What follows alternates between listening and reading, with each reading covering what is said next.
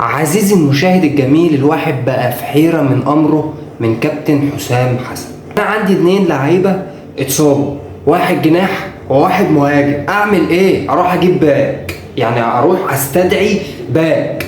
أنا الاتنين عندي مصطفى محمد وعمر مرموش غادروا المعسكر بتاع المنتخب ومش هيلعبوا ماتش بوتسوانا.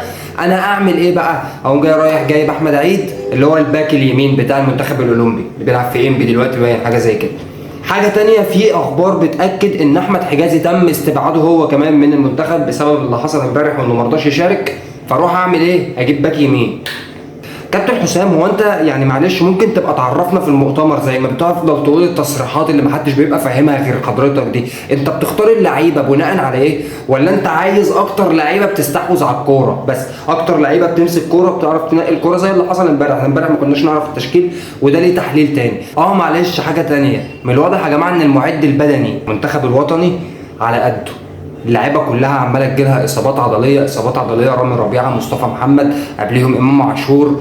فممكن نقول مثلا ايه عشان كانت الراحه، بس انا مش عارف، يعني يمكن عشان كانت الراحه السلبيه اللي كانوا واخدينها ورجعوا على معسكرات وبتاع، بس تمام ده معسكر. فاللعيبه اتصابت كلها، يعني ده في اكتر اللعيبه اتصابت اصابات عضليه. فانا مش عارف ليه كده.